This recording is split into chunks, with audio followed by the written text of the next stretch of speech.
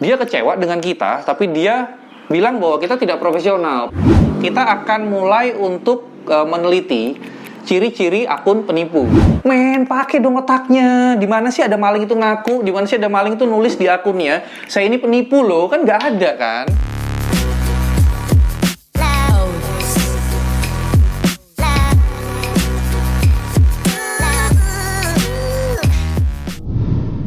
Dan selanjutnya kita akan masuk ke tipsnya.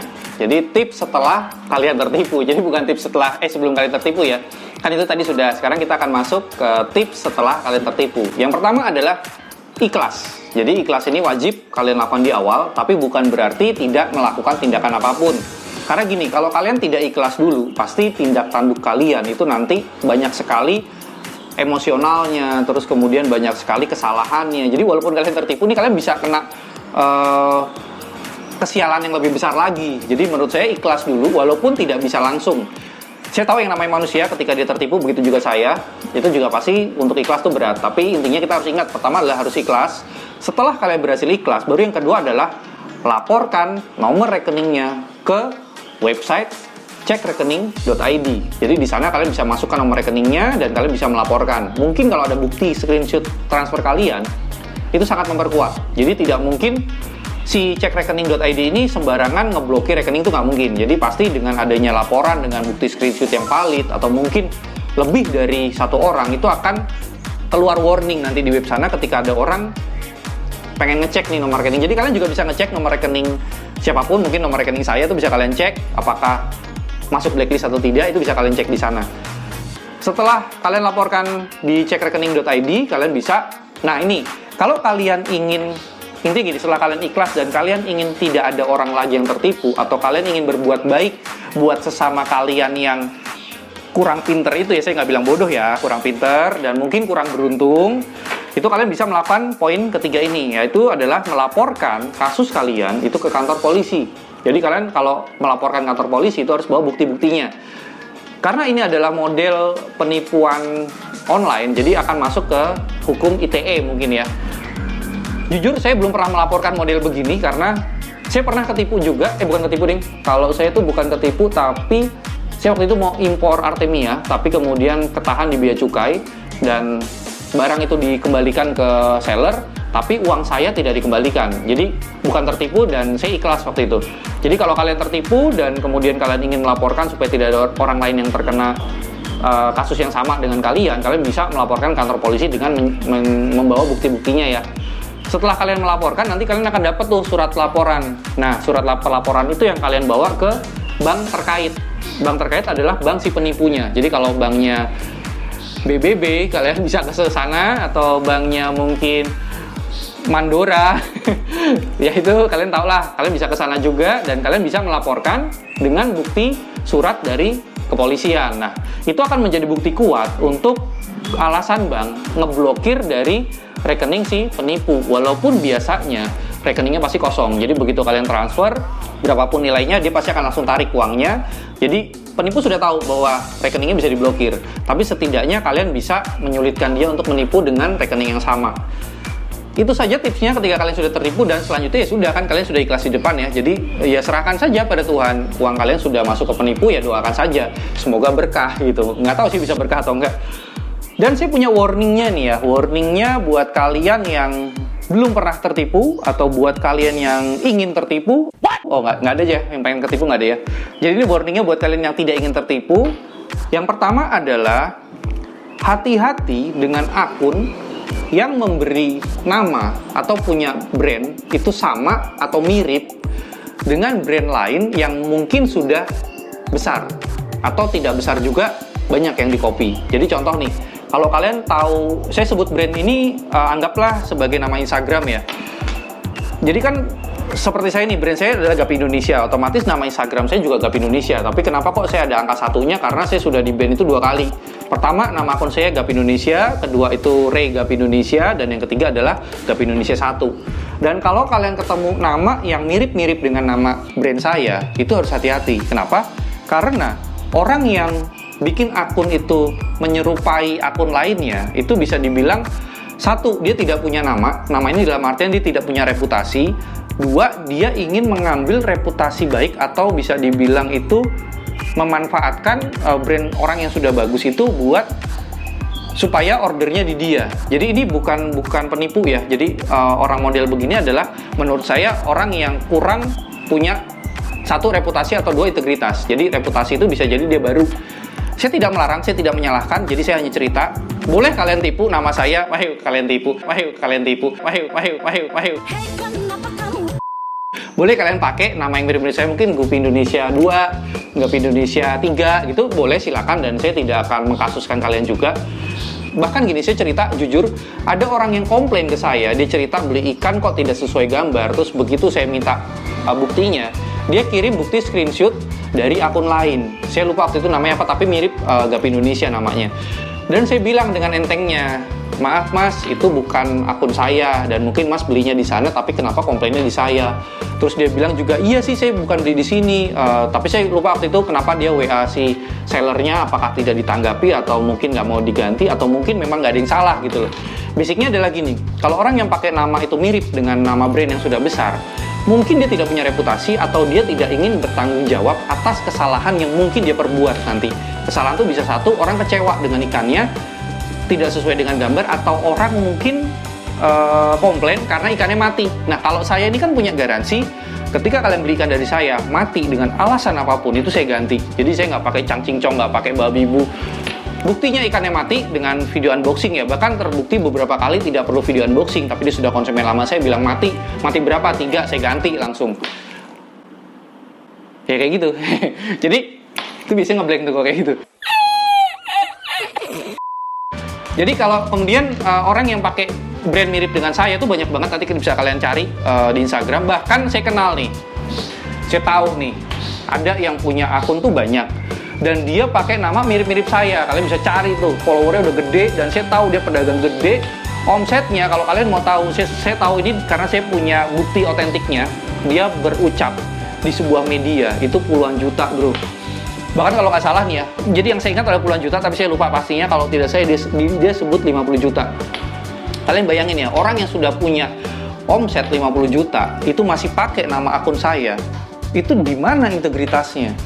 Di mana sini kalau mau menghujat orang itu agak berat gitu loh. Di mana kepercayaan dirinya? Kenapa dia nggak pakai brandnya dia? Dia punya brand loh, padahal dia punya website, dia punya YouTube. Tapi jujur saya tidak akan ngebuka siapa orangnya, dan saya tetap berbaik hati. Silakan pakai akun nama akun yang mirip-mirip dengan saya, karena juga tidak menyalahi aturan juga kan. Kalau saya sudah saya sudah patenkan brand saya juga, saya tidak akan mengkasuskan dia. Dan dia masih pakai akun yang mirip dengan nama saya, dan dia punya mungkin bukan puluhan akun ya, tapi ratusan akun yang dia sebar di Instagram, dan dia akan posting setiap hari. Karyawannya banyak, yang saya tahu karyawannya banyak, dan dia pakai mesin juga, mesin untuk posting. Pertanyaannya, orang yang jualannya seperti itu, apa yang diinginkan? Kalian pasti kalau sudah sering nonton channel saya, kalian pasti sudah cerdas, kalian sudah bisa ngebaca pikiran orang seperti saya, ngebaca pikiran kalian. Motifnya adalah uang. Sebanyak-banyaknya uang kalian itu harus dikeruk sama dia. Itu pikiran negatifnya ya. Sekarang saya mau bicara positifnya nih. Positifnya adalah satu, dia kan pasti penjualannya banyak, dan pasti dia akan menghidupi banyak orang ya kan, banyak karyawan, terus kemudian banyak petani ikan juga yang dihidupin, karena nggak mungkin dia ternak sendiri. Dan saya rasa itu positifnya. Jadi kenapa kok saya tidak mau ambil pusing ya, karena dia juga orang baik gitu loh, seperti kalian juga. Saya bukan orang baik ya, jadi saya selalu cerita keburukan orang. Astaghfirullahaladzim. Jadi menurut saya, kalau saya kemudian mengkasuskan dia atau saya dengki sama dia, yang ada nanti rezeki saya rusak. Jadi ya udah, biarin dia pakai. Mungkin rezeki dia ada sebagian pakai nama saya, nggak apa-apa. Jadi saya gedein nama saya, terus kemudian dia pakai, nggak apa-apa. Yang penting nama saya tetap jelas dong. Kalian yang sudah kenal saya, kalian tahu mana Gapi Indonesia asli dan mana Gapi Indonesia yang palsu. Lanjut ya, nanti video ini terlalu panjang. Kemudian pelajaran. Oke, jadi pelajarannya yang paling penting ya. Setelah kalian mendengarkan ocehan saya, jadi saya mau buka nih, sebenarnya bukan calon customer saya yang curhat dalam konten kali ini, tapi saya yang curhat kepada kalian. Saya ucapkan dulu banyak terima kasih karena kalian sudah mendengarkan curhatan saya. Mungkin sekitar setengah jam ada kali ya. Mungkin akan sekitar setengah jam nanti. Dan ada pelajaran berharga di akhir video ini, dan saya akan bagikan kepada kalian. pelajaran berharga ini kalau kalian terapkan dalam kehidupan kalian dimanapun kalian berada, itu pasti akan berdampak dan pasti akan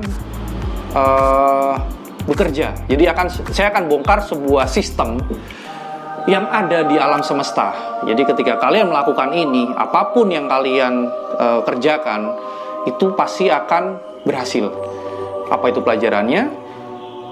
Saya selalu mengajarkan kepada seluruh subscriber saya, atau bahkan orang yang hanya tahu saya lewat YouTube, kalian belum pernah bertemu saya, atau mungkin orang-orang terdekat saya, keluarga saya, dan editor saya ini, kalau dia mau dapat pasangan, saya juga bisa ngajarin bagaimana cara menggerakkan alam semesta ini untuk mengikuti keinginan kalian. Ini terlepas dari apapun agama kalian, siapapun kalian, entah kalian orangnya jelek, keren, atau mungkin ingin terlihat keren, hukum ini bisa bekerja. Dan mungkin sebagian kalian sudah pernah mendengar hukum ini, tapi akan saya bawakan spesial dalam konteks dunia gapi. Apa ilmunya? Dari tadi saya nggak bilang-bilang ya. Jadi ilmunya adalah saya selalu mengajarkan untuk tetap positif. Nah, ilmunya sederhana, tetap positif. Tapi yang ingin saya ceritakan adalah sebuah magnet. Jadi bayangkan diri kalian itu adalah sebuah magnet. Ketika kalian itu positif, otomatis kalian akan menarik hal-hal positif lainnya. Tapi ketika kalian negatif, sama. Kalian juga akan menarik hal-hal negatif lainnya. Jadi artinya, tubuh kalian di alam semesta ini sama seperti magnet. Kalian bisa buktikan sendiri ketika kalian emosi sama orang. Nah, saya akan bawakan contoh balik lagi ya. Saya paling suka itu bicara soal fakta soalnya. Jadi saya akan balik ke calon customer saya. Ketika dia kecewa dan tidak dapat barang dari saya, dia mengatakan seperti ini. Ah, gimana sih, kan tadi saya udah order, banyak slow respon, terus kecewa saya, diminta nomor rekening aja lama. Oke, itu satu kecewaan dia ya. Terus kemudian dia lanjut lagi dengan emot muntah. Dia lanjut lagi, nggak profesional nih, kecewa saya. Dia mengungkapkan kecewaannya. Jadi artinya, ketika ada hal negatif menimpa kalian, terus kemudian kalian terbawa negatif dan kalian ungkapkan, itulah yang kalian sebar ke alam semesta. Dan itu juga yang akan kembali ke diri kalian. Jadi kalau kalian baru saja dikecewakan, saya selalu mengajarkan ikhlas dulu, tarik napas dulu, dan selalu cari positifnya di mana. Kenapa? Karena kalau kalian semakin negatif, yang ada kalian akan semakin sial. Dan buktinya, dia tanggal 8 Juli dia bilang kecewa kepada saya, kepada tim saya khususnya.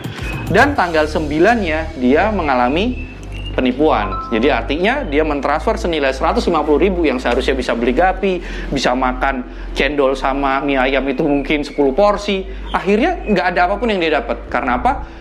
Ada hal negatif yang dia alami dan dia memancarkan hal negatif ke alam semesta. Tapi kalau saran saya adalah selalu bersikap positif. Jadi andai saja nih dia bersikap positif, terus mungkin saja kan kalau dia ke akun yang mau nipu itu mungkin saja sih penipunya tuh ya nggak mungkin tobat juga kali ya. Tapi bisa jadi feelingnya dia tuh keluar gitu loh. Entah feeling dia keluar atau digagalkan. Digagalkan tuh bisa karena ikannya nggak ada yang cocok, atau harganya mungkin nggak ketemu harga yang pas. Akhirnya dia ketemu akun yang lain yang mungkin benar-benar menjual barang. Jadi bisa jadi takdir kalian tuh kedepannya bisa berubah. Setelah kalian bersikap positif, otomatis hal-hal positif itu akan mendekat ke kalian. Dan kabar baiknya, karena saya berusaha untuk menjadi positif dan saya yakin saya bukan orang baik, jadi saya ceritakan ini juga, ya memang saya yang curhat, jadi saya pengen cerita, bukan karena saya ingin membagikan sesuatu kepada kalian. Kalau kalian dapat manfaatnya ya, itu mungkin kalian beruntung dan kalian merupakan orang-orang yang bisa mengambil hikmah dari sebuah bencana. Dan yang ingin saya sampaikan kalian adalah, saya ingin bersyukur kepada semua pihak. Jadi yang pertama adalah kepada sang penipu nih ya. Dia sudah mendapatkan uang senilai 150.000 dari calon customer saya. Dan saya doakan semoga dia berkah, dan saya juga tidak akan mendoakan dia supaya sadar ya. Karena siapa juga saya, bukan orang tuanya juga kan. Kalau dia mau tobat ya silakan tobat, tapi saya akan mendoakan supaya uangnya itu berkah gitu, dia nggak kenapa-napa. Dan buat calon customer saya yang ketipu senilai 150.000, kabar bahagia buat kamu, saya akan memberikan ikan buat kamu gratis, bahkan kamu tidak usah membayar ongkos kirim. Anggap saja ini sebuah tindakan baik dari saya karena saya berusaha untuk positif. Tapi jangan kalian berpikir ini sebuah kebaikan dari saya ya, karena ini hanyalah sebuah pencitraan. Astagfirullahaladzim. Sekian dari saya curhat sudah, saya sombong sudah, saya pencitraan sudah. Semoga kalian semua tidak seperti saya, tapi kalian bisa mengambil kesuksesan seperti saya. Maju terus, Indonesia!